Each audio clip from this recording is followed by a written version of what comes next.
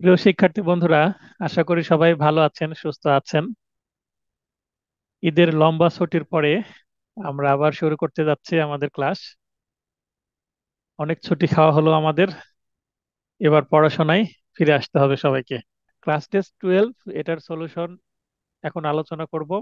এটা ছিল the specific relief act 1877, এর ধারা 19 থেকে 30। আমরা এর আগের ক্লাসে ধারা 1 থেকে 18 পর্যন্ত দেখেছি। সেটা ক্লাস টেস্ট 11 ছিল, ঈদের আগেই। এবার আমরা 12 এবং 13 দেখবো আজকে। তাহলেই এসআর অ্যাক্টের পুরোটা কমপ্লিট হয়ে যাবে। তো প্রথমেই যে প্রশ্নটা, এইটা একটা ইংরেজি। এই যে ধারা 27 থেকে হুবহু তুলে দেওয়া হয়েছে। 27, ধারা 27-এর দফা 1, দফা বলতে ক্লজ। এই যে তাহলে উত্তর এখানে ক 87। এই 87 এর মধ্যে আমরা হুবহু এই সেন্টেন্সটা পাবো।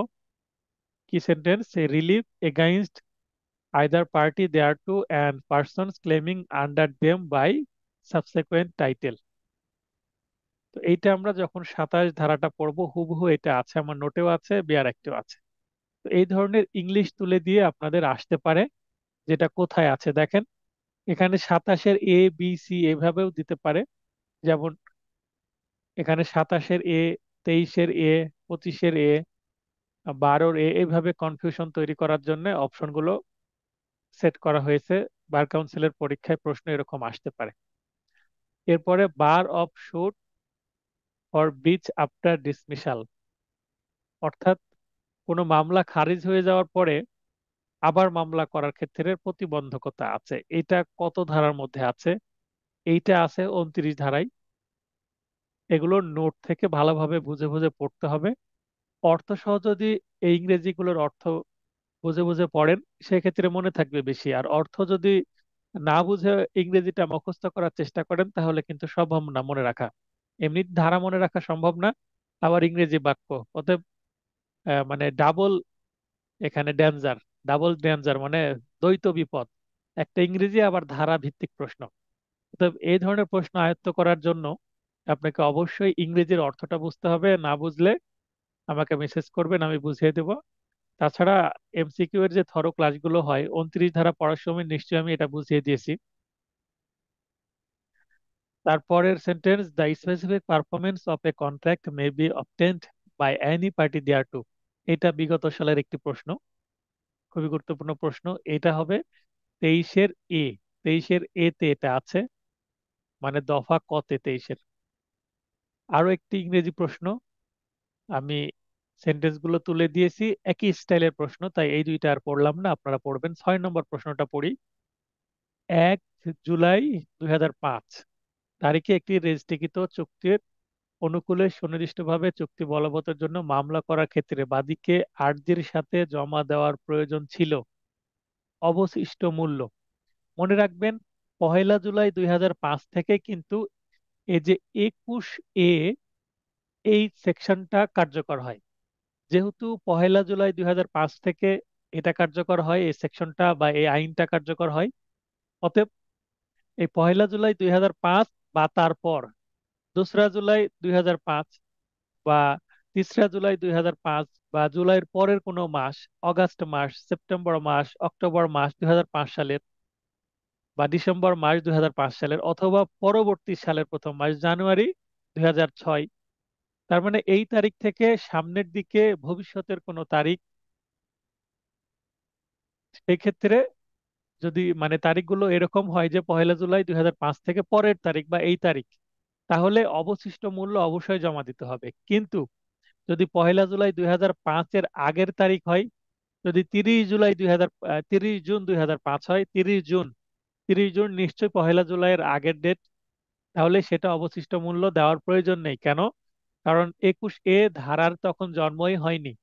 21-এ ধারাটা কার্যকর, জন্ম হয়েছে, কিন্তু কার্যকর হয়েছে 1 জুলাই থেকে। যেহেতু কার্যকর হয়নি, তো আমরা ধরে নিতে পারি যে 21-এ ধারা কার্যকারিতা তৈরি না হওয়ার কারণে অবশিষ্ট মূল্য দেওয়ার দরকার নেই। এ ধরনের প্রশ্ন আরো একটা আছে এখানেই।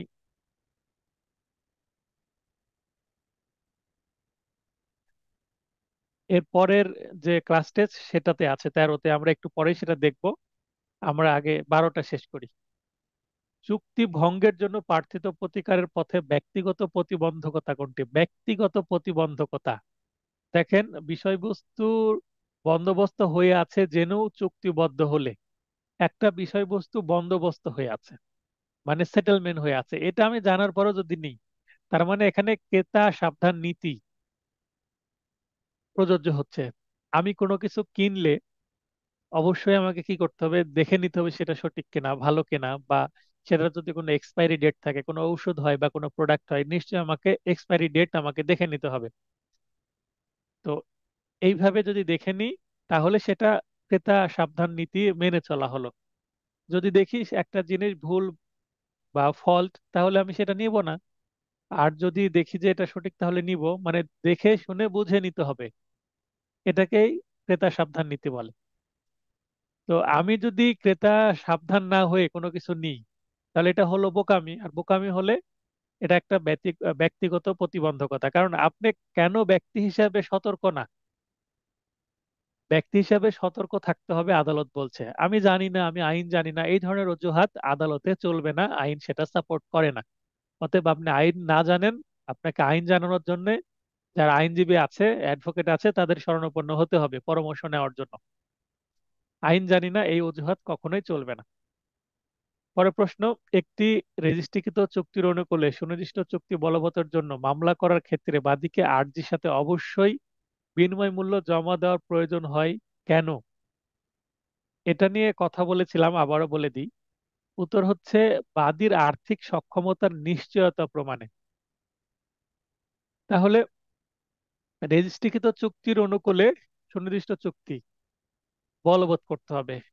অর্থাৎ আপনি মনে করেন একটা বাড়ি ক্রয় করছেন, বাড়ির মূল্য 50 লক্ষ টাকা, আপনি বাইনা দিয়েছেন 10 লক্ষ টাকা, বাকি 40 লক্ষ টাকা আপনার আছে কিনা, না আপনার সামর্থ্য নাই বাড়ি নেওয়ার মতো এই মুহূর্তে, টাকা আপনার রেডি না, আপনি মামলা করে দিলেন। মামলায় আপনি কি করলেন, জয়যুক্ত হলেন। পরে আদালতকে বলছেন আমাকে কিছুদিন সময় দেন, আমার টাকা ম্যানেজ করতে সময় লাগবে। আদালত এই বিড়ম্বনায় পড়বেন না, এই কারণে 21 এ এই ধারাটার সৃষ্টি। কারণ আপনার টাকা রেডি আছে কিনা, অর্থাৎ আর্থিক সক্ষমতা আপনার আছে কিনা সেটা দেখবে। এটা বাদীর আর্থিক সক্ষমতা। কেন বাদীর? কারণ বাদী তো মামলা করছে চুক্তি প্রবল করার জন্য, মানে জমি বাড়িটা দিতে চাচ্ছে, বাড়িটা নেওয়ার জন্য চুক্তিবদ্ধ হয়েছে বাদী, কিন্তু যিনি বিক্রেতা অর্থাৎ বাড়ির প্রকৃত মালিক, আগের মালিক, তিনি আর বিক্রি করতে চাচ্ছেন না, হয়তো বা বেশি দাম পাচ্ছেন বা মন পরিবর্তন হয়েছে। কিন্তু যিনি 10 লক্ষ টাকা বায়না দিয়েছেন, এবং বায়না নামাটা কি হয়েছে, রেজিস্ট্রি হয়েছে, তো তার তো ক্ষতি হলো, 10 লক্ষ টাকা আটকে গেল। এখন এই 10 লক্ষ টাকা ফেরত দিতে চাইলেই কি সহজে নিবে কেউ? কারণ তার তো আশা ছিল বাড়িটা নেওয়ার, কোনোভাবে নিজের ক্ষতি করে এই টাকাটা সে ম্যানেজ করে দিয়েছে। আর 10 লক্ষ টাকা যদি 2-3 মাস আটকা থাকে, তাহলেও তো একটা আর্থিক ক্ষতি।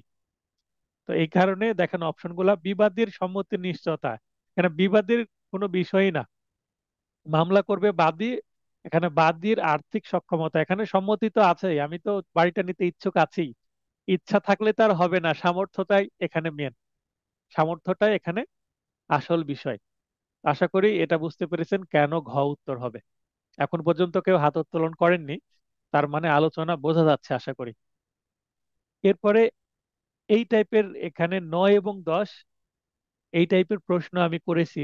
এই টাইপের প্রশ্ন আমি যখন ব্যাংকের প্রস্তুতি নিয়েছিলাম, তো ব্যাংকিং যে কোশ্চিন, সেই ব্যাংকিং কোশ্চিনের প্যাটার্নে প্রশ্নগুলো করেছি।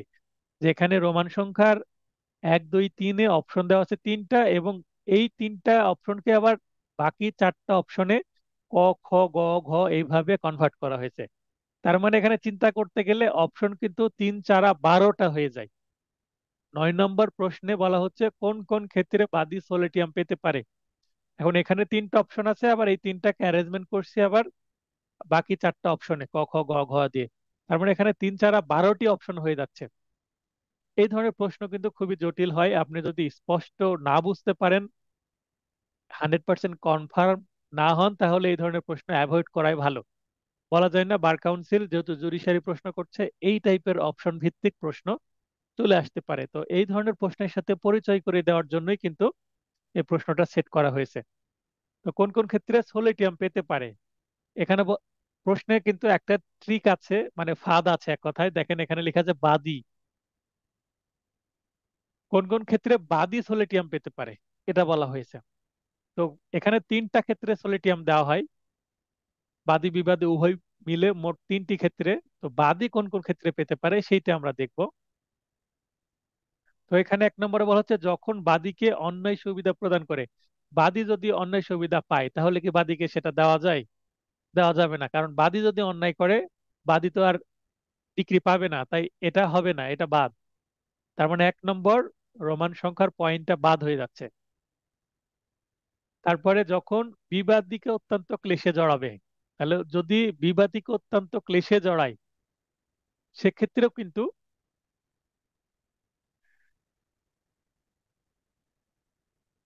যখন বিবাদীকে অত্যন্ত ক্লেশে জড়াবে এই ক্ষেত্রেও কি করা যায় না, যাওয়া যায় না। আচ্ছা, এই প্রশ্নে কি ভুল আছে নাকি বুঝতে পারছি না আমি। আমি কনফিউজড হয়ে গেছি, আবার একটু পরে বুঝিয়ে দিচ্ছি। কোন কোন ক্ষেত্রে বাদী সোলেটিয়াম পেতে পারে, হ্যাঁ এখানে এবার বুঝতে পেরেছি। সোলেটিয়াম হচ্ছে যখন ডিগ্রি পাবে না, যখন ডিগ্রি পাবে না তার বিপরীতে সান্ত্বনামূলক একটা ক্ষতিপূরণ, এটাকে বলা হয় সোলেটিয়াম। তার মানে কোন কোন ক্ষেত্রে বাদী সোলেটিয়াম পেতে পারে, মানে কোন কোন ক্ষেত্রে বাদী ডিগ্রি পাবে না।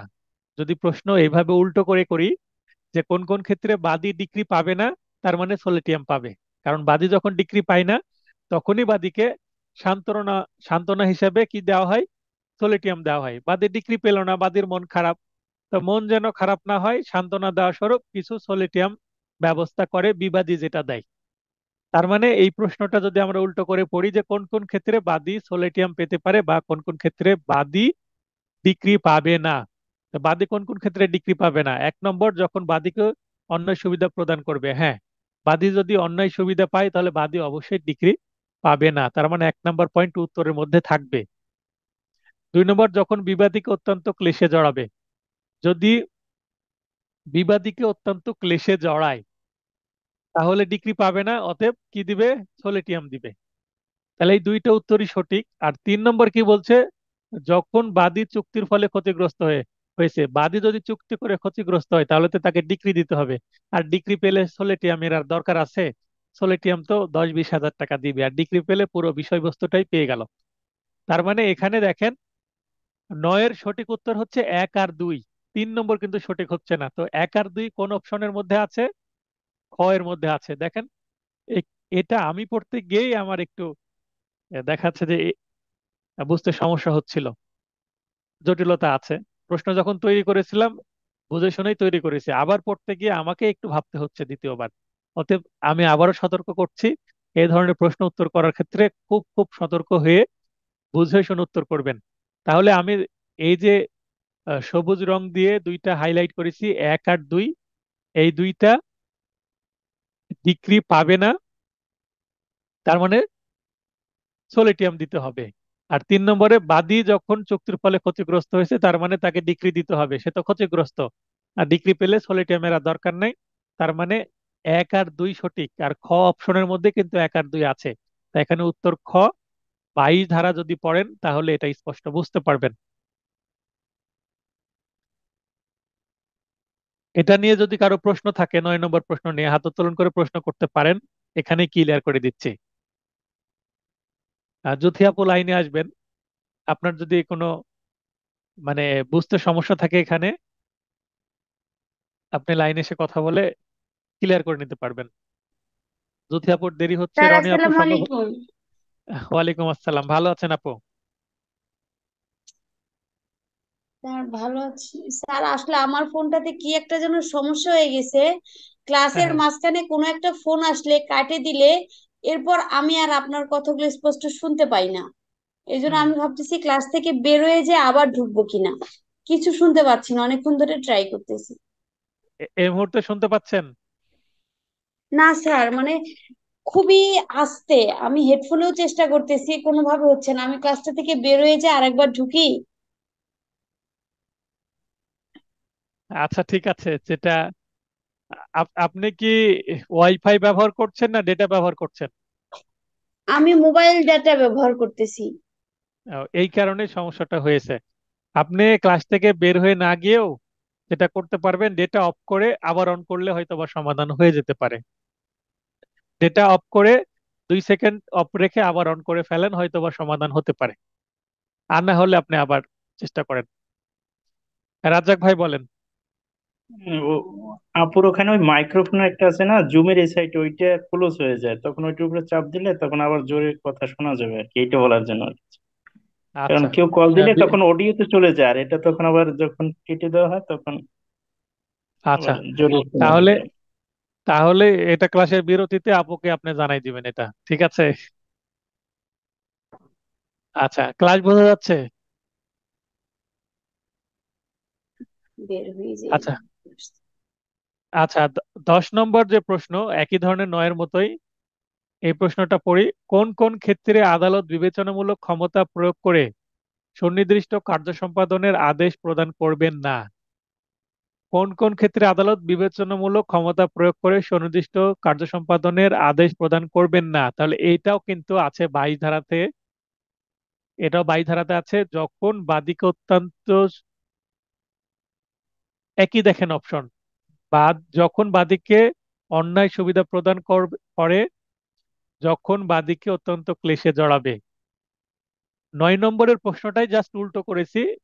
সুনির্দিষ্ট কার্য সম্পাদনের আদেশ প্রদান করবেন না মানে ডিক্রি দিবেন না, ডিক্রি না দিলে সোলেটিয়াম দিবেন। তার মানে একই প্রশ্ন, প্রশ্ন একটু ঘুরিয়ে পেঁচিয়ে করা, বিষয়বস্তু একই, উত্তরও একই। তাই এখানে খ উত্তর হচ্ছে 1 আর 2।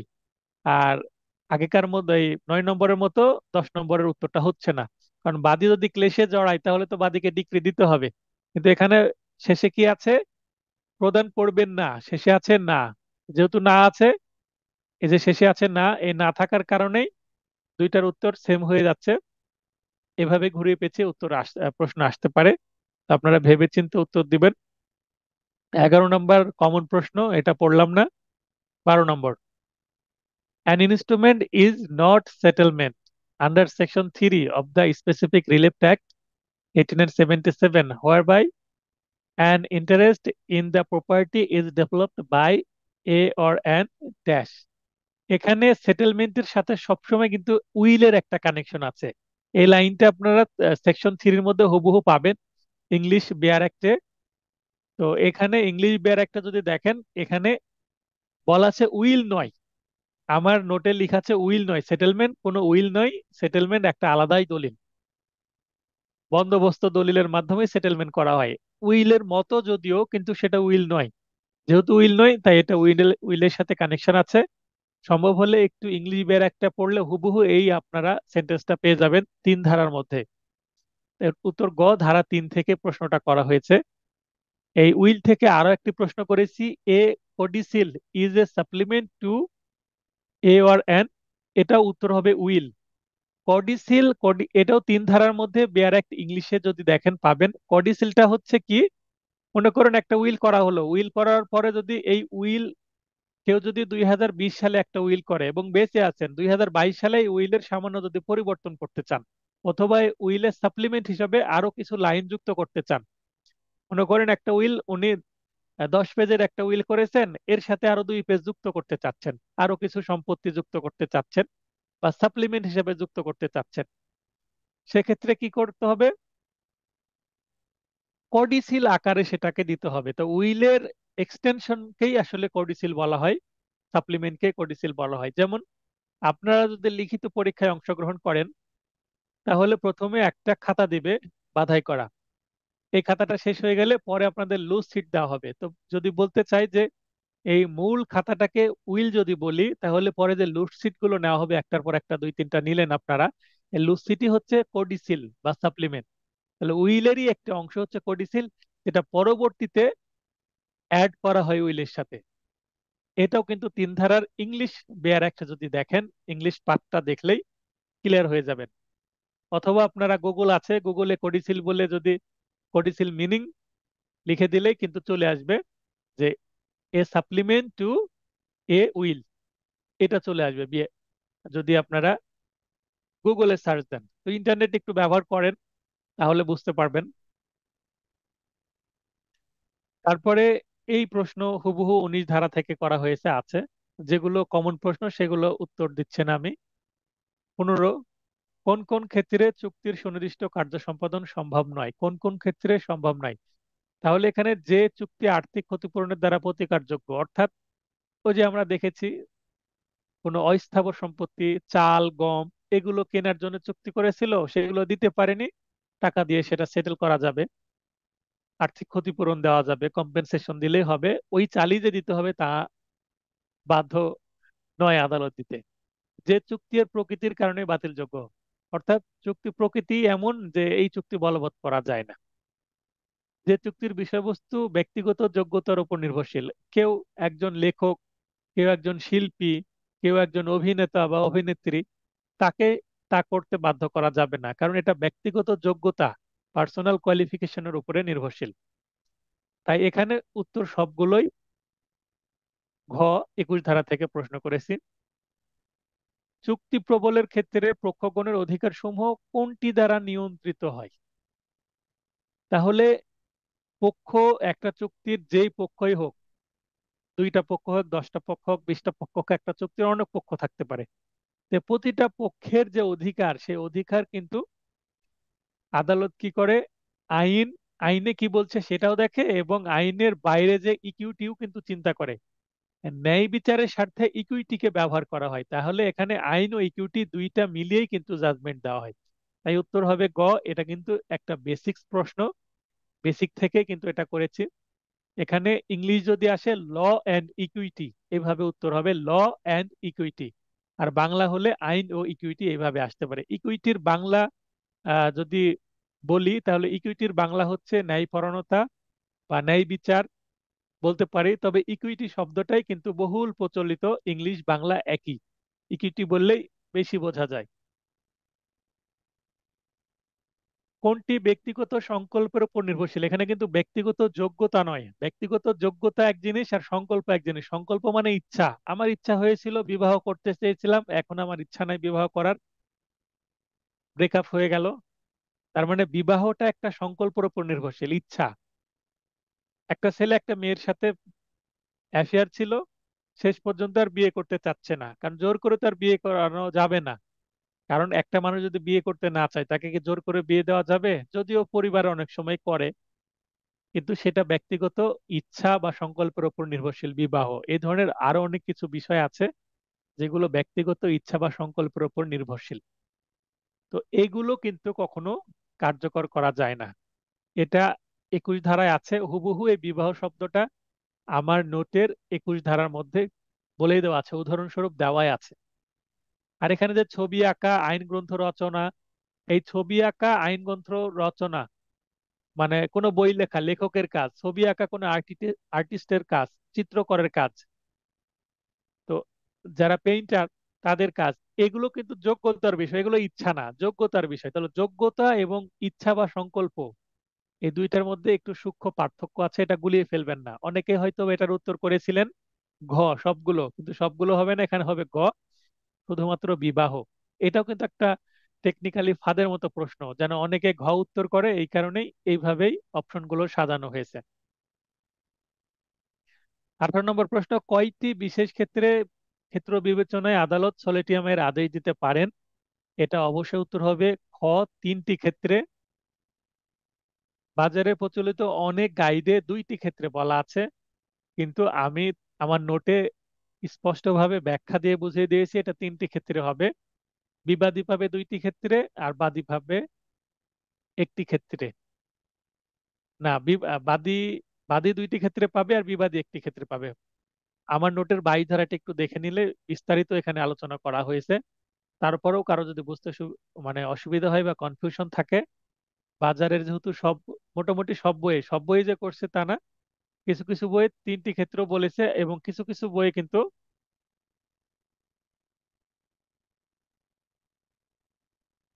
অধিকাংশ বইয়ে 2টি ক্ষেত্রে বলা হয়েছে, এবং কিছু কিছু বইয়ে 3টি ক্ষেত্রে করা হয়েছে। তো আমি 3টি ক্ষেত্রের সাথে একমত হয়েছি। আপনাদের যদি মনে হয় আমার ব্যাখ্যাটা সঠিক নয়, তাহলে আপনারা কি করতে পারেন, দুইটি ক্ষেত্রে উত্তর করতে পারেন, কিন্তু আমি বলবো এটা উত্তর হবে তিনটি ক্ষেত্রে। চুক্তি প্রবলের মামলা খারিজ হলে কোন মোকদ্দমাটি করার সুযোগ নেই? একবার খারিজ হয়ে গেছে, তাহলে এটার ক্ষেত্রে আর ক্ষতিপূরণের মামলা করা যাবে না। এটা 29 ধারায় আছে। এটা কমন প্রশ্ন। তারপরে 20 নম্বর প্রশ্নটা কমন প্রশ্ন। 21 নম্বর প্রশ্নটা পড়ি। কোনটি ব্যক্তিগত যোগ্যতার উপর নির্ভরশীল? একটু আগেই দেখলাম যে ছবি আঁকা, আইন গ্রন্থ রচনা, থিয়েটারের অভিনয় সবগুলোই ব্যক্তিগত যোগ্যতা। এটা উত্তর কিন্তু সবগুলোই হবে। এটা 21 ধারা থেকে এসেছে। আর 21 ধারায় কি, 21 ধারার বিষয়বস্তু কি? কোন কোন ক্ষেত্রে চুক্তি প্রবল দেওয়া যায় না? 8টি ক্ষেত্রে। 8টি ক্ষেত্রের মধ্যে এটাই হচ্ছে একটা ক্ষেত্র। 22 নম্বর প্রশ্নটা হুবহু কমন বিগত সালের প্রশ্ন, এবং এইটা উদাহরণ থেকে হুবহু দেওয়া হয়েছে। 23 নম্বর প্রশ্নটা আমার বানানো, এটা একটু পড়ি। এ বি এর সাথে একটি গাড়ি বিক্রয়ের জন্য চুক্তিবদ্ধ হয়। চুক্তিতে বিনিময় মূল্য ভুলক্রমে 30 লক্ষ টাকার পরিবর্তে 3 লক্ষ টাকা লিখিত হয়েছে। কোন ক্ষেত্রে চুক্তিটি বলবৎযোগ্য হতে পারে? গাড়ির দাম 30 লক্ষ টাকা, মুখে মুখে 30 লক্ষই বলা হচ্ছে, কিন্তু চুক্তি করার সময় সেটা ভুলক্রমে একটা শূন্য মিসিং হয়ে গেছে, 3 লক্ষ হয়ে গেছে। তো এটা তো স্বাভাবিকভাবে চুক্তি প্রবল করা যাবে না। তাহলে ভুলক্রমে লিখিত বিনিময় মূল্য অপরিবর্তিত রাখলে, অপরিবর্তিত মানে 3 লক্ষ টাকাতেই সেটা কিনতে চাচ্ছে যিনি ক্রেতা, তাহলে যায় যে গাড়ির মালিক সে কি বিক্রয় করবে? অবশ্যই করবে না। 87 লক্ষ টাকা লস হবে তার। তারপরে চুক্তিটি সংশোধন করলে সেটা কিভাবে সংশোধন হবে সেটা কিন্তু উল্লেখ নাই, জাস্ট সংশোধনের কথা বলা হয়েছে। খ নম্বর মনে হচ্ছে উত্তর হতে পারে, কিন্তু এটাও হবে না। গ হচ্ছে সংশোধনের ফলে চুক্তিতে যে পরিবর্তন হবে তা উভয় পক্ষ মেনে নিলে। এখন মনে করেন সংশোধন করা হলো, যিনি গাড়িটা ক্রয় করতে চাচ্ছিলেন তিনি 3 লক্ষ টাকাতেই নিতে চাচ্ছেন। 30 লক্ষ করলে তিনি যদি রাজি না হন যে না আমি 30 লক্ষ টাকা নিব না, 3 লক্ষ টাকাতে দিলে দেন, তাহলে যিনি গাড়ির প্রকৃত মালিক, প্রথম মালিক, তিনি তো দিবেন না 30 লক্ষ ছাড়া। তাহলে শুধু সংশোধন হলেই হবে না, উভয় পক্ষ মেনেও নিতে হবে যে পরিবর্তনটা হবে সংশোধনের ফলে। অতএব এটা উত্তর হবে গ। 26 ধারা থেকে প্রশ্নটি করা হয়েছে। 24, কত প্রকার ব্যক্তি চুক্তির প্রবলে ডিক্রি পেতে পারে? এইটা 8 প্রকার ব্যক্তি। এটা আছে 23 ধারাতে। এখানে দ্য স্পেসিফিক রিলিফ অ্যাক্ট এর কোন ধারাটির কার্যকারিতা 1/4/2000 1930 তারিখ হতে আরম্ভ হয়? মানে 1930 সালে কোন সেকশনটা যুক্ত করা হয়? 27 সেকশনটা যুক্ত করা হয় 1930-এ, এবং 21-এ এটা যুক্ত করা হয় 2004-এ, এবং 2005-এর 1 জুলাই সেটা কার্যকর হয়। তো এই ছিল 12 যে ক্লাস টেস্ট সেটা। এরপরে আমরা চলে যাব ক্লাস টেস্ট 13। ক্লাস টেস্ট 13টা এখনই আমি শেয়ার দিয়ে শুরু করে দিচ্ছি। আর 12 নিয়ে কারো যদি প্রশ্ন থাকে এখনই করে ফেলেন, তাহলে 12 নিয়ে আরো কিছু কথাবার্তা হতে পারে। আর 12 নিয়ে কথাবার্তা যদি আর করার দরকার না হয়, তাহলে চলে যাই 13তে। এই তো চলে আসছে 13।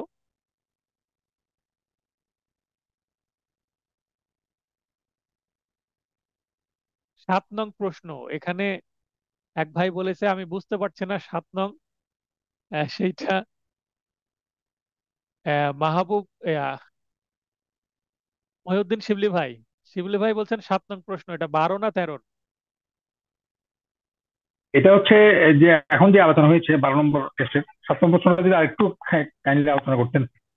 চুক্তি ভঙ্গের তাহলে বলে প্রার্থীর প্রতিকারের পথে ব্যক্তিগত প্রতিবন্ধকতা কোনটি? এখানে 7 নম্বর আলোচনাকালীন ওইটা একটু বলবেন কাইন্ডলি, এরকম, কারণ আমি ওইটা অলরেডি মানে আচ্ছা, স্টপ করে দিয়ে আবার এই যে সময় লস হয়ে গেল। তো যাই হোক, চেষ্টা করবেন মানে দ্রুত ফিডব্যাক দিতে আমাকে। মানে দোকান বন্ধ হয়ে গেলে কিন্তু আর আহ, মানে বিক্রয় আর হবে না, এরকম বিষয়টা। আচ্ছা, 7 নম্বর, চুক্তি ভঙ্গের জন্য আর্থিক প্রার্থিত প্রতিকারের পথে ব্যক্তিগত প্রতিবন্ধকতা কোনটি? মনে করেন আমার সাথে এরকম একটা বিষয় ঘটেছিল। আমি একটা ঔষধ নিয়েছি বাচ্চা ছোট থাকতে, এক মানে ডমপিরিডিন সিরাপ, মটিগাট, স্কয়ার কোম্পানির মটিগাট, ছোট একটা সিরাপ। বাচ্চার বদহজম হচ্ছিল তাই, সম্ভবত 1.5 বছর আগে হবে। তো দেখছি যে সেটার এক্সপায়ারি ডেটের কাছাকাছি চলে আসছে, 2 মাস আছে। এখন রাত হয়ে গেছে, ওই সময় একটা দোকানে খোলা ছিল, আমি বাধ্য হয়ে ওইটা নিয়ে আসছি। নিয়ে আসার পরে আমি ওইটা খুলেছি, পটটা খোলার পরে এইটা ওষুধ খাওয়ানোর জন্য ঢেলেছি, দেখছি ভেতরে কি হয়ে গেছে, নষ্ট হয়ে গেছে ওষুধটা। 2 মাস যদিও মেয়াদ আছে, কিন্তু আবহাওয়া গরম, ভিতরে গাঢ় হয়ে গেছে অনেকটা, দইয়ের মতন ঘোলাটে হয়ে গেছে অনেকটা, দুধ দুধ কেটে গেলে যেরকম হয়। তো মানে ওটা খাওয়ানো যাবে না, যেহেতু শিশু অবশ্যই খাওয়ানো যাবে না।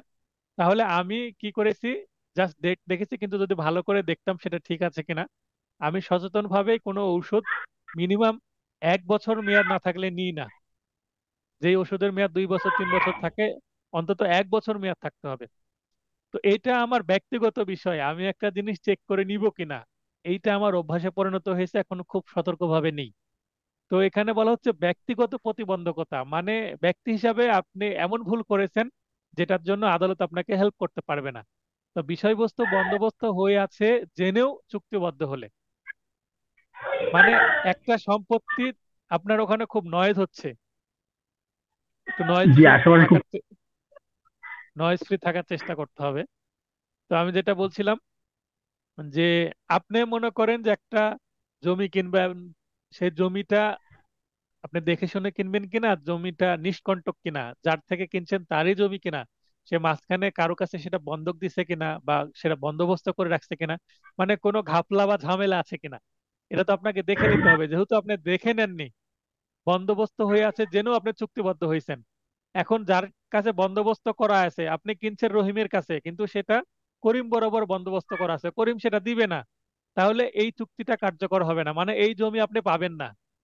তবে টাকা আপনি ক্ষতিপূরণ পাবেন, টাকা ফেরত পাবেন, কারণ আপনি দেখে শুনে নেননি, এটা আপনার ব্যক্তিগত যোগ্যতার বিষয়, মানে এখানে ব্যক্তিগত আপনার ভুল। বুঝতে পারছেন বিষয়টা? জি জি, এখানে আমি অবশ্য একটা জিনিস দেখলাম যে 21 ধারা বলা হয়েছে যে এখানে প্রথম 7-এর যে অপশনটা, সেটা 21 ধারার আহ, আমাদের উপধারার সঙ্গে মিলে যাচ্ছে, উপধারার সঙ্গে মিশে। সেটা হচ্ছে হ্যাঁ, সেটা হচ্ছে ব্যক্তিগত প্রতিবন্ধকতা নয়, সেটা হচ্ছে হয়তো অন্য ধরনের কিছু বিষয়, এই জন্য হয়তো এখানে এই উত্তরটা হয়নি। হ্যাঁ, এখানে 21 ধারায় 8টি ক্ষেত্রে চুক্তি প্রবলের প্রতিকার পাওয়া যাবে না, কিন্তু এখানে স্পষ্টভাবে ব্যক্তিগত প্রতিবন্ধকতা শব্দটা ইউজ করা হয়েছে, যেটাকে বলা হচ্ছে personal bar, personal bar to get specific performance. তো এটা 24 ধারার বিষয়বস্তু। 24 ধারা কিন্তু 21 ধারার বাইরে কিছু না, 21 ধারারই মতোই, 21 ধারারই ভেতরের একটা অংশই বলা যায়। তার মানে 21-এরই একটা এক্সটেনশন বলতে পারি 24 ধারা। বুঝতে পেরেছেন বিষয়টা? তাই আপনার মনে হচ্ছে 24-এও তো জিম্মার কথাটা আছে, 21-এও তো আছে। 21-এ আছে, হ্যাঁ, জিম্মা হলে এটা অবশ্যই প্রতিকার পাবে না, কিন্তু সেটা ব্যক্তিগত প্রতিবন্ধকতা না, সেটা ভিন্ন বিষয়। আর ব্যক্তিগত প্রতিবন্ধকতা বা পার্সোনাল বার যদি উল্লেখ থাকে, অবশ্যই 24 ধারায় এইটা হবে। 24 ধারাটা পড়লে আপনি আরো স্পষ্ট বুঝতে পারবেন। এবার ক্লিয়ার হলো বিষয়টা? জি, ধন্যবাদ। তাহলে আমরা শুরু করছি ক্লাস টেস্ট 13-র সলিউশন। প্রথমে আছে এসআর অ্যাক্ট এর ক্ষেত্রে কোনটি সঠিক, মানে পুরো এসআর অ্যাক্ট নিয়ে এবার। এটা এসআর অ্যাক্টের কিন্তু সম্পূর্ণর উপরে 40 নম্বরের একটি প্রশ্ন, 35 মিনিট দিয়েছিলাম। এসআর অ্যাক্টের ক্ষেত্রে কোনটি সঠিক, এটা হচ্ছে অধ্যায় 10টি ও ধারা 57টি, এটা সঠিক। মানে দুইটা তথ্য আপনাকে জানতে হবে, এখানে অধ্যায়ও জানতে হবে কয়টি এবং ধারাও কয়টি জানতে হবে, দুইটা তথ্যের সমন্বয়ে কিন্তু অপশন সাজানো হয়েছে। অর্থাৎ একের মধ্যে দুই, দুইটা বিষয় না জানলে কিন্তু এটা উত্তর করা সম্ভব না। এ ধরনের প্রশ্ন আসলে অবশ্যই দুইটা সঠিক জেনেই উত্তর করবেন, না হলে স্কিপ করবেন, অ্যাভয়েড করবেন। এল জাজ ইন পার্সোনাম, মানে জাজমেন্ট ইন পার্সোনামকে সংক্ষেপে এ জাজ ইন পার্সোনাম, এটার অর্থ হচ্ছে means a right against a specific person, মানে কোনো স্পেসিফিক বা সুনির্দিষ্ট কোনো ব্যক্তির বিরুদ্ধে প্রতিকারকেই বলা হয় জাজ ইন পার্সোনাম। এটা বেসিক থেকে আসছে। ভয়েড কন্ট্রাক্ট মূলত এমন কন্ট্রাক্ট যে কন্ট্রাক্টটা আইন দ্বারা বলবৎযোগ্য নয়। মানে আইনে এই কন্ট্রাক্ট নিয়ে মামলা করলে কখনো কি করা যাবে না, বলবৎ করা যাবে না। ভয়েড। হ্যাঁ শিবলি ভাই। যে এখানে এটা উত্তর হচ্ছে খ, এমন চুক্তি যা আইন দ্বারা বলবৎযোগ্য নয়। এটা অবৈধ প্রকৃতির চুক্তি, এটা হবে না কেন? এটা অবৈধ প্রকৃতির চুক্তি হিসাবে এটা তো সঠিক। এখানে অবৈধ প্রকৃতির যে চুক্তি, ঠিক আছে, অবৈধ, এখানে অবৈধ প্রকৃতির চুক্তি যেটা, সেটাও একটা ভয়েড প্রকৃতির চুক্তি, ঠিক আছে। কিন্তু যে চুক্তি আইন দ্বারা বলবৎযোগ্য না, এটা হচ্ছে মোর অ্যাপ্রোপ্রিয়েট, মানে সর্বোচ্চ সঠিক উত্তর হবে খ। অবৈধ প্রকৃতির যেটা চুক্তি, এটা নিয়ে আদালতে আপনি মামলাই করতে পারবেন না। মামলা করলে সেটা তো বলবৎ হবে না, এবং সেটা নিয়ে উল্টো যে বাদী, তার বিরুদ্ধে অ্যাকশন নিতে পারে অপরপক্ষ, জালিয়াতির মামলা করতে পারে। আর যেটা ভয়েড, মানে যেটা শুরুতেও ভয়েড হতে পারে বা এক সময় সেটা ভয়েড করে দেওয়া হতে পারে, তো এই কারণে সেটা আইন দ্বারা বলবৎযোগ্য নাই। আর অন্যভাবে যদি বলতে চাই, তাহলে কিন্তু ভয়েড চুক্তির সংজ্ঞা দেখতে গেলে যেটা আইন দ্বারা বলবৎযোগ্য নয় সেটাই ভয়েড চুক্তি, এটা আইনে বলা আছে। বুঝতে পেরেছেন বিষয়টা? জি জি, চুক্তি আইনের সঙ্গে অনুযায়ী। আচ্ছা, তো এখানে সংজ্ঞার সাথে খ ধারাটা মিলে, এই কারণে খ ধারাকে উত্তর করতে হবে। এখন যদি ক খ উভয় সঠিক এরকম অপশন যদি থাকতো তাহলে সেটা উত্তর হতো। যেহেতু নাই, তো দুইটার মধ্যে একটা দ্বিধাদ্বন্দ্ব যখন তৈরি হবে, যখন যেটা বেশি সঠিক যুক্তিযুক্ত হবে সেটাই সঠিক হবে। আপনার কথা মতে কও সঠিক, এখানে আমিও মেনে নিচ্ছি কও সঠিক হতে পারে। কিন্তু যেহেতু ক উত্তর করার এখানে, ঘয়ে যদি দিতাম ক ও খ উভয়, তাহলে ঘ উত্তর হতো। কিন্তু যেহেতু দেওয়া নাই, এখানে খ কে উত্তর করতে হবে, কারণ এটা আইনের সাথে যায়, তাই বেয়ার অ্যাক্টের সাথে ম্যাচ করে। এসআর অ্যাক্টের ক্ষেত্রে কোনটি সঠিক আবারও জানি। এসআর অ্যাক্ট কিন্তু সিভিল ক্ষেত্রে এটি একটি সাবস্ট্যান্টিভ ল, অর্থাৎ মূল আইন বা মৌলিক আইন বা তত্ত্বগত আইন, যেটাই বলি না কেন। তো এরপরে পাঁচ পড়ার দরকার নেই, এগুলো জানেন। ছয় পড়ি।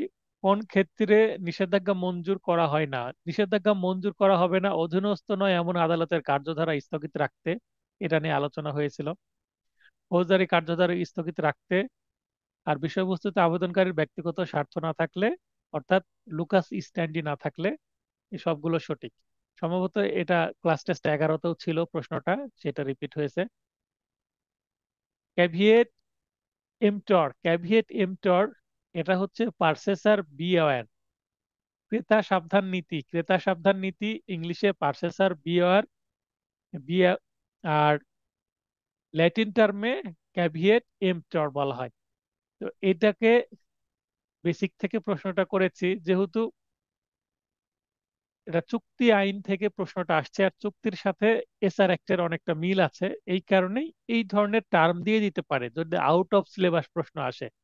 যদি বলেন যে বেয়ার অ্যাক্টের কোথাও কি আছে এটা, তাহলে উত্তর হচ্ছে বেয়ার অ্যাক্টের কোথাও নাই। কিন্তু যেহেতু চুক্তি আইনের সাথে কিছুটা রিলেট আছে, তাই ল্যাটিন টার্ম তুলে দিয়ে কিন্তু উত্তর মানে প্রশ্ন করতে পারে আমার মনে হয়েছে।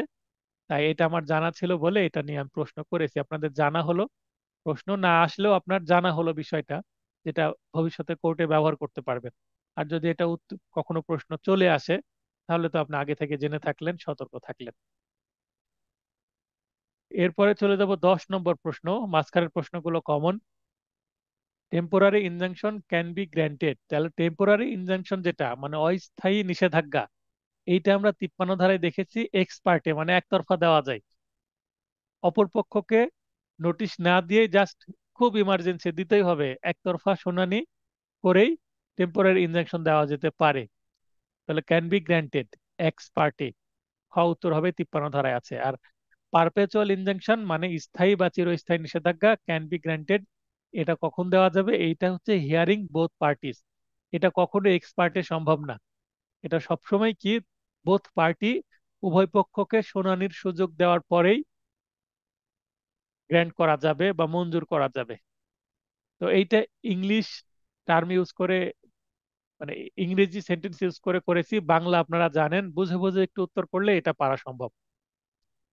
কোন ক্ষেত্রে দলিল সংশোধন করা যাবে? দলিল সংশোধন করা যাবে 31 ধারায় যেটা আছে, যে দ্বিপাক্ষিক ভুল, একপাক্ষিক ভুল, কোনো একটা পক্ষ যদি ভুল করে সেক্ষেত্রে কিন্তু সংশোধন করা যাবে না, কারণ অপর পক্ষ সেটা মেনে নিবে না।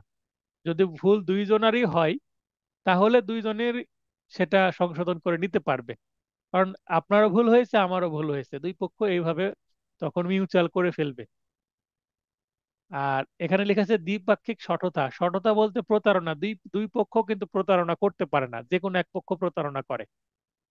আর সবগুলো সঠিক তো হওয়া সম্ভব না, কারণ একাধিক উত্তর এখানে নেই।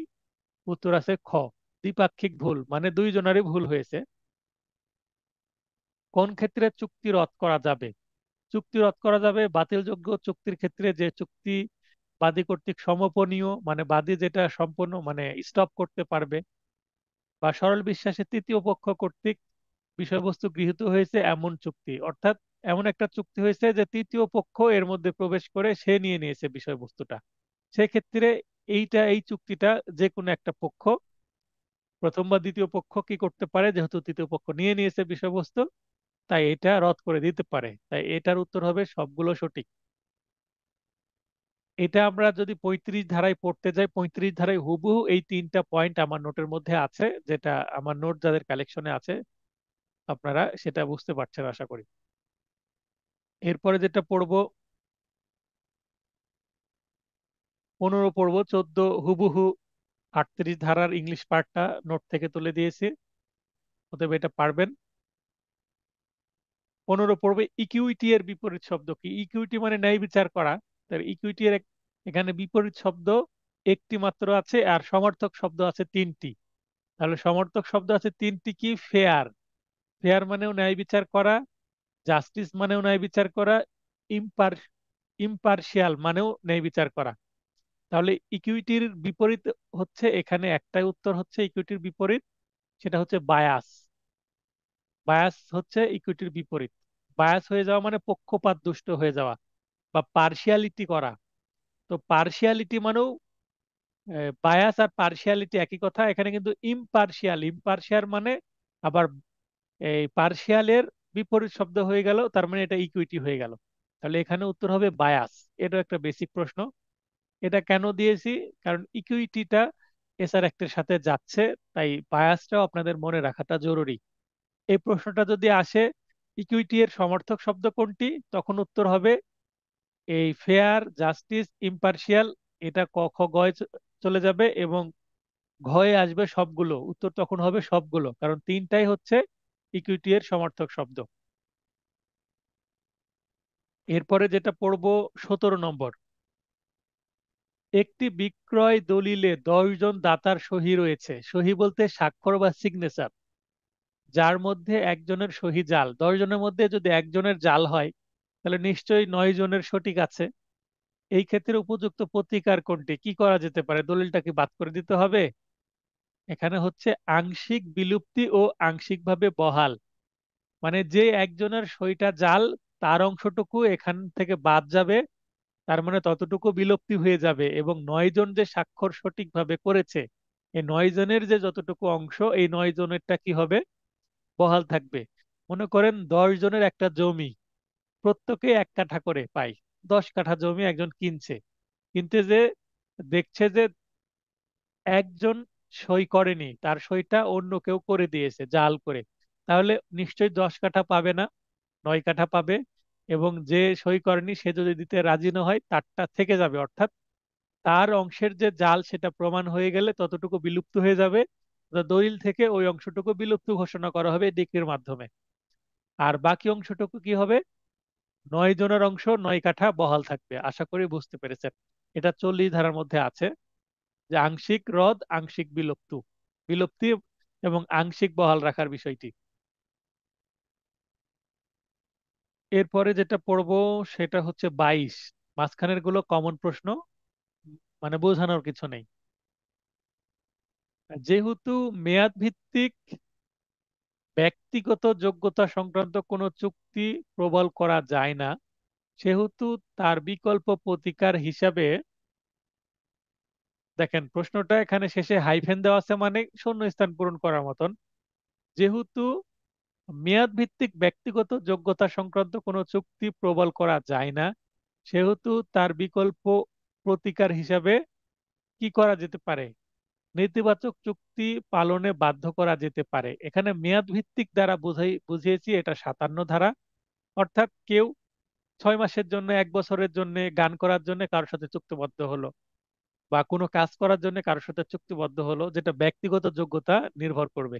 তো 57 ধারাটাকে এখানে আমার জ্ঞান থেকে আমি তুলে ধরেছি। এইটা কিন্তু নতুন প্রশ্ন কোথাও নেই, এটা আমার নিজের একটি প্রশ্ন। তো এটা 57 ধারায় যে মেয়াদ ভিত্তিক শব্দটা থাকতে হবে এবং ব্যক্তিগত যোগ্যতা, এই দুইটা পয়েন্ট যদি থাকে তাহলে সেটা অবশ্যই নেতিবাচক চুক্তি পালনে বাধ্য করা যাবে, ইতিবাচক চুক্তি পালনে বাধ্য করা যাবে না।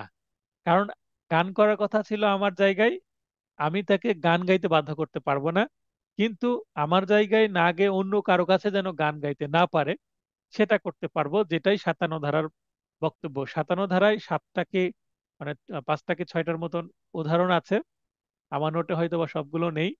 বিআর একটে আছে, দয়া করে বিআর এক থেকে 57 ধারার সবগুলো উদাহরণ ইংরেজিতে এবং বাংলাতে পড়ে রাখবেন। আমি ধারণা করছি 57 ধারা থেকে হয়তোবা আপনাদের প্রশ্ন আসতে পারে, রিটেনে কিন্তু 57 ধারা থেকে প্রশ্ন আসার সম্ভাবনা আছে এবার। এরপরে যে প্রশ্নটি পড়ব, আচ্ছা এই 22 নম্বর প্রশ্ন কারো যদি বুঝতে সমস্যা হয় এই মুহূর্তে লাইনে এসে প্রশ্ন করবেন।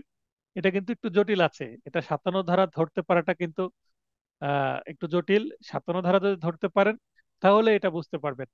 যেমন চুক্তি রদ করা যেতে পারে, এখানে রদের কোনো বিষয় না। চুক্তিটি ভঙ্গের জন্য ক্ষতিপূরণ দেওয়া যেতে পারে। তো এটাও কিন্তু বিষয় না, মূল বিষয় হচ্ছে আমার কাছে গান গাচ্ছেন, আমি অন্য কারোর কাছে গান গাইতে দিব না। মানে নেতিবাচক, মানে নেগেটিভ এগ্রিমেন্ট যেটাকে বলা হচ্ছে 57 ধারারই এটা বিষয়বস্তু। তা মেয়াদ ভিত্তিক এবং ব্যক্তিগত যোগ্যতা দুইটা থাকতে হবে। মেয়াদ কেন আসছে? ওই যে নির্দিষ্ট সময়ের জন্য, 6 মাস, 1 বছর বা 2 বছর বা 5 বছর। অনেক সিনেমার নায়ক বা নায়িকা কিন্তু একটা প্রযোজনা সংস্থার সাথে কিন্তু কন্ট্রাক্ট করে। বাংলাদেশের ইতিহাসে এরকম আছে, জাজ মাল্টিমিডিয়া, ওনারা কিন্তু নায়িকাদের সাথে কন্ট্রাক্ট করে 5 বছরের মধ্যে শুধু আমারই সিনেমা করবেন, অন্য কোনো প্রডিউসারের কাছে যে আপনি সিনেমা করতে পারবেন না, এইভাবে কিন্তু চুক্তিবদ্ধ করে নেয়। এটা করার লাভটা কি? একটা উঠতি বয়সী, উঠতি বয়সী বলতে মানে নতুন একজন হিরো বা হিরোইন, তার সাথে চুক্তি করলে তার পারিশ্রমিকটা কম হয়। যখন সে কয়েকটা সিনেমা করার পর একটু হিট করে সিনেমাগুলো, তখন তার পারিশ্রমিক বেড়ে যায়। তো এই বেড়ে যাওয়ার আগেই তাকে কি করে নেওয়া, হাত পেতে চুক্তিবদ্ধ করে নেওয়া, এটাই হচ্ছে উদ্দেশ্য। আবার কোনো ব্যাংকে চাকরি করতে যাবেন, কোনো এনজিওতে চাকরি করতে যাবেন, আপনাকে বন্ড সই করতে হবে। 3 বছর 5 বছর আপনি চাকরি ছাড়তে পারবেন না, কারণ এর থেকে বেস্ট অফার যদি পান আপনি চলে যাবেন, অথবা কষ্ট সহ্য করতে না পারে চলে যাবেন। তো যেন যেতে না পারেন তাই তারা বন্ড সই করে নেয়। যেখানে বন্ড সই বুঝবেন চাকরি কষ্টকর, এর থেকে বেটার অপশন আপনার লাইফে আসতে পারে, আপনি চলে যেতে পারেন, তাই বন্ড সই করে নেয়। তো বন্ড সই করলেও, সেই বন্ড সই করেও কোনো খুব একটা কারণ বন্ড সই করাটাই অনেকটা অবৈধ মতো, তবুও সেগুলো চালু আছে। কেউ চাইলে সেই বন্ড ভেঙেও চলে আসতে পারে, কিন্তু কিছুটা কি দিতে হয়, ডোনেশন দিতে হয়, মানে কিছু ক্ষতিপূরণ দিতে হয় কোম্পানিকে, আপনার বেতনের কোনো অংশ কেটে রেখে দেয়। 2 মাসের বা 4 মাসের বেতন দিল না, ওইটাই তাদের কোম্পানির লাভ হয়ে গেল। 22-এর পরে পড়বো 26, মাঝখানের গুলো কমন প্রশ্ন। সান্ত্বনামূলক ক্ষতিপূরণ প্রদান করা আদালতের জন্য কি? আদালতের জন্য ইচ্ছা হলে দিল, না হলে না, বিবেচনামূলক ক্ষমতা। 22 ধারায় স্পষ্ট বলা আছে বিবেচনামূলক ক্ষমতা বলে, ডিসক্রিশনারি পাওয়ার। 26-এর পরে 28 পড়ব। এখানে 27-এ গমের যে বিষয়টা, এটা কমন প্রশ্ন, মানে বিগত সালের প্রশ্ন। এটা বুঝতে পারছেন, গম দিল না, আপনি ক্ষতিপূরণ পেতে পারেন। আর 28 নম্বর প্রশ্ন যেটা ক্লাস টেস্ট 12-তে আমি বললাম যে এই ধরনের 8টি প্রশ্ন আছে, তো এটা এখানে আছে। 1 জুলাই 2004, তাহলে 2004 সালে 21 এই ধারাটা জন্ম হয়। আর 2005 সালের 1 জুলাই কিন্তু কার্যকর হয়। তার মানে এই তারিখে একটি রেজিস্ট্রিকৃত চুক্তির অনুকূলে সুনির্দিষ্টভাবে চুক্তি বলবতের জন্য মামলা করার ক্ষেত্রে বাদীকে আর্জির সাথে টাকা জমা দেওয়ার প্রয়োজন ছিল। এখানে কোনো চুক্তি মূল্য দাখিল অপ্রয়োজনীয়। কেন অপ্রয়োজনীয়? কারণ আইনই তো তৈরি হয়নি। 21 আইন তৈরি হওয়ার পরে বলা হচ্ছে আপনাকে অবশিষ্ট মূল্য দিতে হবে। কেন অবশিষ্ট মূল্য দিতে হবে? আপনার সামর্থ্য আছে কিনা সেটা দেখতে চাই।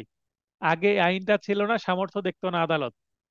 তার মানে একটা জমি কিনবে বা একটা বাড়ি কেনার জন্য বাদী মামলা করছে, অতএব ডিক্রি পেলে নিশ্চয়ই তার টাকা আছে নেওয়ার মতন, এটা ভেবেই আগে হতো। কিন্তু পরে এরকম সমস্যা দেখা দিল আদালতে, যে ডিক্রি পেলেও কিন্তু টাকা নাই নেওয়ার মতন, সময় চাচ্ছে যে আমাকে 6 মাস সময় দেন, আমার টাকা ম্যানেজ হচ্ছে না এই মুহূর্তে।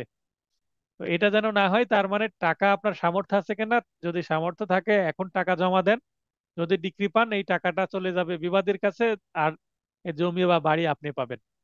তো এই আইনটা তৈরি হওয়ার আগে কিন্তু এই বিনিময় মূল্য বা কম, যেটাকে বলা হচ্ছে কনসিডারেশন কনসিডারেশন প্রাইসটা দেওয়ার দরকার হতো না। এই আইনটা তৈরি হওয়ার পরে কিন্তু দেওয়ার নিয়মটা তৈরি হয়েছে। তো এখানে তারিখের কারণে একই প্রশ্ন। এর আগের উত্তর ছিল অবশিষ্ট মূল্য, আর এখন উত্তর হচ্ছে যে কোনো মূল্যই দেওয়া দরকার নাই, অপ্রয়োজনীয়। তাহলে মনে রাখতে হবে দুইটা অপশন, এবং মনে রাখতে হবে তারিখটা 1 জুলাই 2005-এর আগে হলে অপ্রয়োজনীয়, দেওয়া দরকার নাই, আর পরে হলে অবশিষ্ট মূল্য দিতে হবে। এটা যেন ভুল না হয়। এরপরে যেটা পড়বো 29, কোনো ঘোষণা কাদের জন্য বাধ্যকর। ঘোষণা বলতে কিন্তু 42 ধারাকে টার্গেট করা হয়েছে এখানে। 42 ধারায় যে ঘোষণামূলক মোকদ্দমা, সেটাকে বোঝানো হয়েছে। তো 42 ধারায় ঘোষণামূলক মোকদ্দমার বিষয়ে বিস্তারিত বলা হয়েছে, এবং 43 ধারায় ইফেক্ট অফ ডিক্লারেশন, অর্থাৎ ঘোষণামূলক মোকদ্দমার যে প্রভাব বা কার্যকারিতা, সেটা বিষয়ে 43 ধারায় বলা হয়েছে। তো এটা কিন্তু 43 ধারারই একটি প্রশ্ন। মোকদ্দমার পক্ষগণের সাথে দাবিরত ব্যক্তি, কোনো পক্ষ জিম্মেদার হলে বেঁচে থাকলে যাদের জন্য তিনি জিম্মেদার হতেন, তাহলে এই সবগুলোই কিন্তু উত্তর, অর্থাৎ সবার জন্যই ঘোষণা কার্যকর হবে। একটা যদি ডিক্রি নেওয়া হয়, ডিক্লারেশন শুট করে ডিক্লারেশন ডিক্রি পাওয়া হয়, বা বিজ্ঞাপনী মামলাও বলা হয় এটাকে, ডিক্রি পেলে এটা কিন্তু সবার জন্য, এই উল্লেখিত তিনজন ক খ গ ঘ সবার জন্যই প্রযোজ্য হবে। 43 ধারা হুবহু আছে এগুলো। তো এটা একটু নতুন প্রশ্ন, তাই একটু আপনাদের বলে দিলাম। শুধু ঘোষণা থাকলেও বুঝতে হবে 42 ধারার ঘোষণামূলক মোকদ্দমার কথাই বলা হচ্ছে। ইংলিশে ডিক্লারেশন শব্দটা ইউজ করতে পারে প্রশ্ন করার সময়, আর বাংলা করলে ঘোষণা। এরপরে 30 নম্বর প্রশ্নটি পড়ি। Trust includes every species of dash ফিডুশিয়ারি ownership. এখানে 3 ধারা থেকে প্রশ্নটা করা হয়েছে, এক্সপ্রেস, ইমপ্লাইড অর কনস্ট্রাকটিভ। আপনারা তিন ধারায় ট্রাস্টের যে সংজ্ঞা আছে, সেই সংজ্ঞাটা যদি দেখেন ইংলিশ পার্ট, হুবহু এই লাইনগুলো পেয়ে যাবেন। Trust includes every species of expressed, implied or constructive ফিডুশিয়ারি ownership, এই কথাটা লেখা আছে। তাহলে আপনাদের একটু ইংলিশ পার্টটাকে মূল বই থেকে বা বেয়ার অ্যাক্ট থেকে একটু দেখে নিতে হবে। যদি বেয়ার অ্যাক্ট কালেকশনে না থাকে, উপায় কি? ওয়েবসাইটে আছে, বাংলাদেশ বার কাউন্সিলের ওয়েবসাইটে আছে। জাস্ট কোনো ব্রাউজারে গিয়ে, কম্পিউটারে বা মোবাইল ফোনের গুগলে গিয়ে সার্চ দেন এসআর অ্যাক্ট, চলে আসবে। ওই 3 ধারা দেখলে আপনারা পেয়ে যাবেন। অর্থাৎ পুরো বেয়ার অ্যাক্ট অরিজিনাল, কোনো নির্ভুল বেয়ার অ্যাক্ট আপনি পেয়ে যাচ্ছেন কোথায়? ওয়েবসাইটে। বাংলাদেশ বার কাউন্সিলের যে 7টা আইনই আপনি পেয়ে যাবেন কোথায়? গভর্নমেন্ট ওয়েবসাইট, সেখানে। Relief not granted to enforce penal law, এটা কিন্তু 7 ধারার বক্তব্য। এটা কমন প্রশ্ন। ইংলিশটা তুলে দিয়েছি, এর বাংলা হচ্ছে কোন ক্ষেত্রে দণ্ডমূলক প্রতিকার পাওয়া যাবে না। তো দণ্ড দেওয়া কার কাজ? দণ্ড দেওয়া হচ্ছে ফৌজদারি আদালতের কাজ। তো ফৌজদারি কোনো সুবিধা এসআর অ্যাক্টের মাধ্যমে সিভিল কোর্টে দেওয়া সম্ভব না। এরপরে 32। 32 এইটি আমার বানানো প্রশ্ন, নতুন প্রশ্ন পড়ে দিই। ক একটি পুকুরের মালিক, খ জোরপূর্বক পুকুরটি দখল করে নেয়। তাহলে ক মালিক জোর করে খ দখল করে নিচ্ছে। ক পুকুরটির দখল ফিরে পেতে আপনার নিকট এসে পরামর্শ চান। এখানে পরামর্শ চাওয়ার বিষয়ে এই ধরনের প্রশ্ন আসতে পারে এমসিকিউ এ, রিটেনে আসার সম্ভাবনা বেশি। তবে রিটেনের প্রশ্নও কিন্তু এমসিকিউ এভাবে প্রবেশ করিয়ে দিতে পারে। রিটেনের যে প্রবলেমেটিক প্রশ্ন আছে সে প্রশ্নগুলো কিন্তু এমসিকিউ এ দিয়ে দিতে পারে। বিগত সালের যে প্রবলেমেটিক প্রশ্ন ছোট ছোট এমসিকিউ কিন্তু চলে আসতে পারে। অতএব একটু ভালোভাবে লক্ষ্য করবেন। তো আপনি লক্ষ্য করেন যেখানে আপনি বলতে আপনাকে অ্যাডভোকেট হিসাবে কিন্তু ধরে নিচ্ছে প্রশ্নকর্তা। আপনি পরীক্ষার্থী মানে আপনি অ্যাডভোকেট হয়ে গেছেন। অ্যাডভোকেট হওয়ার পরে সমস্যা যদি আপনার কাছে আসে আপনি কি সমাধান দেবেন সেটা বোঝানোর চেষ্টা করা হচ্ছে। অদ্য হতে প্রায় 1 বছর পূর্বে খ জোরপূর্বক পুকুরটি দখল করে নিয়েছিল। তাহলে এখানে 1 বছর পূর্বে এটার দ্বারা কি বোঝালাম? তার মানে আপনি 9 ধারায় আর মামলা করতে পারবেন না। 9 ধারায় মামলা কেন করতে পারবেন না? কারণ তামাদির মেয়াদ 6 মাস। 6 মাসের মধ্যে যদি ওই ক আসতো তাহলে কিন্তু 8 ধারায় মামলা করার দরকার হতো না, 9 ধারায় শুধু দখল উদ্ধারের মামলা করতে পারতাম। তাহলে এমতো অবস্থায় কি করতে হবে? সুনির্দিষ্ট প্রতিকার আইনের 8 ধারায় মোকদ্দমা করতে হবে। এখানে 42 ধারায় মোকদ্দমা করে কোনো কাজ হবে না, কারণ 8 ধারায় আপনাকে দখল ফেরত নিতে হবে। আর 42 ধারায় করলে তো আপনি দখল ফেরত পাবেন না, জাস্ট ঘোষণা। আর 9 ধারায় করা যাচ্ছে না কারণ তামাদি 1 বছর হয়ে গেছে, 6 মাসের মধ্যে হলে হতো। আর এখানে ঘয় আবার ক খ গ এর যে কোনো একটি, এখানে একটা ফাঁদ তৈরি করা হয়েছে অপশন দিয়ে। অনেকেই কিন্তু ঘ উত্তর করেছেন, যেটা ঘ হবে না, এটা হবে খ। এই ধরনের অপশন থাকলেই মানে যখনই ঘয়ে দেখবেন কোনোটি নয় বা সবগুলো বা ক খ এরকম দেখলে কিন্তু মানে দ্রুত ওইটা পূরণ করবেন না, চেক করবেন না আসলেই ঘ উত্তর হবে কিনা, সবগুলো হবে কিনা।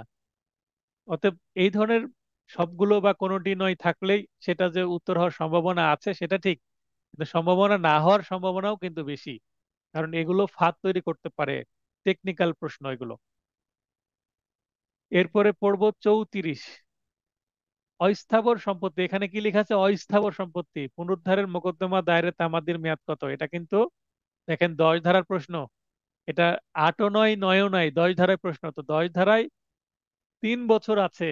অনেকেই কিন্তু এটা করে দিয়েছেন কি 6 মাস, অনেকেই 12 বছর, কিন্তু এটা উত্তর হবে 3 বছর। এটা খুবই আনকমন প্রশ্ন। বিগত সালে অস্থাবর সম্পত্তি সংক্রান্ত কোনো প্রশ্নই আসেনি, অর্থাৎ 10 এবং 11 ধারা অধরাই থেকে গেছে। তো আমি একটু 10 এবং 11 ধারাতে টাচ করার চেষ্টা করেছি, 10 ধারা থেকে প্রশ্নটা করেছি আমি। কোন চুক্তি আদালতের মাধ্যমে বলবৎ যোগ্য নয়? কোন চুক্তি আদালতের মাধ্যমে বলবৎ করা যায় না? সিনেমায় অভিনয়ের চুক্তি। কেন বলবৎ করা যায় না কেউ বলতে পারবেন? সিনেমায় অভিনয়ের চুক্তি আদালতের মাধ্যমে বলবৎ বা বাস্তবায়ন করা যায় না কেন? শিবলি ভাই। যে এটা হচ্ছে ব্যক্তিগত যোগ্যতা এবং ব্যক্তিগত দক্ষতার হ্যাঁ, একটা বিষয়। ব্যক্তিগত যোগ্যতা। আমার ইচ্ছা করছে না, আমাকে কি জোর করে অভিনয় করানো যাবে? যাবে না। এই কারণেই এখানে যোগ্যতা বা দক্ষতার বিষয় আছে, তাই। ধন্যবাদ। তাহলে বুঝে উত্তর করতে হবে। আর অন্যগুলো রাস্তা নির্মাণের চুক্তি। রাস্তা নির্মাণের চুক্তি এটা তো করা যাবে, ব্যক্তিগত কোনো বিষয় না। পরিবহন চুক্তি, জমি বিক্রয়ের চুক্তি, এগুলো করা যায়। তাহলে উত্তর হবে খ। এরপরে যেটা পড়বো 37। 36 কমন প্রশ্ন। এর আগেও 36 প্রশ্নটা আমি দিয়েছিলাম এবং এইটা 25 ধারায় হুবহু আছে, সেন্টেন্স দেখলেই পাবেন। দলিল সংশোধন হতে পারে শুধুমাত্র, উত্তর হবে ডিক্রি দ্বারা, সম্পাদনকারীগণ দ্বারা, সত্তনকারী দ্বারা, পক্ষগণ দ্বারা। মনে করেন একটা দলিল তৈরি হয়েছে সাব রেজিস্ট্রি অফিসে, সেটা কি হয়েছে? রেজিস্ট্রেশনও করা হয়েছে বা অ্যাটাচড করা হয়েছে। তো যিনি অ্যাটাচকারী বা রেজিস্ট্রেশনকারী সাব রেজিস্ট্রার বা স্বয়ং রেজিস্ট্রারও কিন্তু সেটা সংশোধন করতে পারবে না। তাহলে সংশোধন কে করতে পারবে? শুধুমাত্র আদালত। আর আদালত কি দ্বারা সেটা সংশোধন করবে? ডিক্রি দ্বারা। এই অপশন ঘ, এই ঘয়ের পরিবর্তে আরেকটা অপশন থাকতে পারে কোর্ট বা আদালত বা বিচারক। কোর্ট, আদালত, বিচারক, জজ, এই ধরনের অপশন আসতে পারে। তো যেটা কোর্ট সেটাই আদালত, বা সেটাই জজ, বা সেটাই বিচারক, অথবা ডিক্রি দ্বারা। তাহলে মাল্টিপল অপশন এখানে কিন্তু থাকতে পারে। সবগুলোই সঠিক হবে। কোনগুলো? আদালত দ্বারা, বিচারক দ্বারা, জজ দ্বারা, বা ডিক্রি দ্বারা, একই কথা। বা আদালতের মাধ্যমে, যেইভাবে আসুক না কেন উত্তর সেটা হবে। তাহলে বুঝে করবেন। তাহলে অপশন পরিবর্তন করে দিলে কিন্তু ঘাবড়ে যাওয়ার কিছু নেই, আমি বুঝিয়ে দিলাম। দলিল সংশোধন হতে পারে আদালত দ্বারা, আর আদালতেই কিন্তু ডিক্রি দেয়। 38 পড়ব। For the purpose of rectifying a contract, rectifying মানে সংশোধন করা, in writing the court must be satisfied that all the parties thereto intend to make an dash agreement। তাহলে সকল যে পার্টি তারা কি করতে চেয়েছিল, ইকুইটেবল অ্যান্ড কনসাইনসাস। কনসাইনসাস বলতে এখানে বিবেক থেকে যেটা আসছে এরকম। ন্যায়, ইকুইটেবল এখানে ন্যায় বিচারের মানে দুই পক্ষ সঠিকভাবে আসছে এবং বিবেক বুদ্ধি দিয়ে করতে চাচ্ছে, এরকম কোনো কিছু। তাহলে এটাও কিন্তু 32 ধারার মধ্যে আছে হুবহু। আপনারা 32 ধারা ইংলিশ পার্টটা একটু দেখলে বুঝতে পারবেন যে ইকুইটেবল অ্যান্ড কনসাইনসাস, এই শব্দ দুইটা একটু মনে রাখবেন। এখানে অ্যান্ড হবে, ক্ষয় দেখেন আবার অর দেওয়া আছে, অর হবে না, দুইটাই উত্তর হবে, তাই এখানে অ্যান্ড হবে উত্তর। 39, ম্যান্ডেটরি ইনজাংশন এর আদেশ প্রদানের উদ্দেশ্য কি? ম্যান্ডেটরি ইনজাংশন বলতে বাধ্যতামূলক প্রতিকার। একজন একটা রাস্তা ঘিরে দিয়েছে, তো রাস্তা ভেঙে, রাস্তা যে ঘিরে দিয়েছে ওয়াল দিয়ে, তো ওয়ালটা ভেঙে দিতে হবে। তাহলে এইটা ভাঙলে যার ক্ষতি হচ্ছিল, যারা বাধাগ্রস্ত হচ্ছিল, তাদের অধিকারটা রক্ষা হবে। তাহলে এইটা হচ্ছে to prevent the breach of an obligation. Obligation মানে একজন ব্যক্তির একটা কিছু করতে হবে, সেটা সে করছে না, তাহলে তাকে আদালত আদেশ দিল, ম্যান্ডেটরি ইনজাংশন দিল যে এটা ভেঙে ফেলেন, আপনি রাস্তা কেন ঘিরেছেন, এটা হবে অব্লিগেশন। টু প্রিভেন্ট, এখানে প্রোটেক্ট শব্দটা আছে, তো মনে হচ্ছে প্রোটেক্ট আর প্রিভেন্ট একই জিনিস। হ্যাঁ একই জিনিস, ইংলিশ একই হতে পারে, কিন্তু আইনে কিন্তু টু প্রিভেন্ট শব্দটা আছে। প্রোটেক্ট শব্দটা কিন্তু আইনে নাই, আইনে আছে প্রিভেন্ট। এছাড়া একটা প্রিভেন্ট শব্দটা আছে, প্রিভেনশন বা প্রিভেন্টিভ মেজার বা প্রিভেন্টিভ যে স্টেপ, সেটাকে বলা হয় ইনজাংশন, কিন্তু একটা প্রিভেন্টিভ মেজারমেন্ট বা প্রিভেন্টিভ স্টেপ। তো এই কারণে প্রোটেকশন না বলে প্রিভেনশন বা প্রিভেন্টিভ বা প্রিভেন্ট, এই শব্দগুলো মোর অ্যাপ্রোপ্রিয়েট। তাই খ হবে উত্তর। 55 ধারাটা একটু দেখলে বুঝতে পারবেন। এরপরে আজকের ক্লাসের সর্বশেষ প্রশ্নটা পড়বো, এই প্রশ্নের পরেই ক্লাস শেষ হবে। আপনারা ভাবতে থাকেন, কারো কোনো প্রশ্ন থাকলে প্রশ্ন করার জন্য রেডি হতে থাকেন। ক, 5 বছরের জন্য কেরানি হিসেবে খ এর অফিসে দায়িত্ব পালনের জন্য চুক্তিবদ্ধ হন। তাহলে এখানে কেরানি হিসেবে দায়িত্ব পালন করতে চাচ্ছেন এবং 5 বছরের কথা বলা আছে, তার মানে এটা একটা মেয়াদি, তার মানে এখানে একটা মেয়াদি বিষয় আছে এবং এখানে ব্যক্তিগত যোগ্যতা আছে। কেরানির চাকরি করা একটা ব্যক্তিগত যোগ্যতার বিষয় হচ্ছে। তাহলে মেয়াদ শেষ হবার পূর্বেই ক উক্ত দায়িত্ব হতে অব্যাহতি চান, এক্ষেত্রে চুক্তির তারিখ হতে 5 বছর পর্যন্ত ক কে কেরানি হিসেবে দায়িত্ব পালনে বাধ্য করার জন্য খ এর প্রতিকার কি হতে পারে? ওই যে নেগেটিভ এগ্রিমেন্ট, এটা করা যাবে। এটা হচ্ছে উত্তর গ, 57 ধারায় আছে। চুক্তি মেয়াদ উত্তীর্ণ না হওয়া পর্যন্ত খ এর অফিসে কেরানি হিসেবে দায়িত্ব পালনে বাধ্য করা না গেলেও, তার মানে আমি যেটা পাবো না, অন্য অন্য কেউ হতে দিব না। সিনেমায় অনেক সময় ডায়লগ থাকে যে তুমি আমার না হলে অন্য কাউকেও হতে দেব না, বিষয়টি এরকম। আহ, যেন প্রতিদ্বন্দ্বী কোনো অফিসে কেরানি হিসেবে দায়িত্ব পালন করতে না পারে, তার নেতিবাচক নিষেধাজ্ঞার আদেশ। দেখেন হুবহু আরেকটা প্রশ্ন মানে আরেকটা আছে, চুক্তির মেয়াদ উত্তীর্ণ না হওয়া পর্যন্ত খ এর অফিসে কেরানি হিসেবে দায়িত্ব পালনে বাধ্য করা না গেলেও যেন অন্য কোনো অফিসে, দেখেন খ এবং গ এর মধ্যে শুধু পার্থক্য প্রতিদ্বন্দ্বী মানে যার সাথে কন্ট্যাক্ট মানে কম্পিটিশন চলছে, অফিস পাশাপাশি অফিস আছে বা একই ধরনের অফিস তাদের সাথে কম্পিটিশন আছে, এই ধরনের একটা অফিসে যদি যাই তাহলে এই ক্ষয়ের অফিসের ক্ষতি হবে, এই তার কোম্পানির ক্ষতি হবে। এই কারণে খ বলবে যে আমার যাদের সাথে কি আছে, প্রতিদ্বন্দ্বিতা আছে, প্রতিযোগিতা চলছে, তাদের অফিসে আপনি করতে পারবেন না, পারলে অন্য কোথাও যে করেন, দূরে যান। এ কারণে অন্য কোনো অফিসে এটা অ্যাপ্রোপ্রিয়েট না, যদিও এটাও সঠিকের মতোই মনে হচ্ছে। এটা গ হবে উত্তর। এটা বুঝে বুঝে উত্তর করবেন, আশা করি বুঝতে পেরেছেন। তো আজকের ক্লাস নিয়ে যদি কারো প্রশ্ন থাকে, এই ক্লাস টেস্ট 13 থেকে, তাহলে এখনই হাত উত্তোলন করে প্রশ্ন করেন। আর প্রশ্ন না থাকলে লাইন কেটে যাবে, আর লাইনে আসবো না। আর তাছাড়াও আপনারা মেসেজ করেও প্রশ্নের উত্তর নিতে পারেন।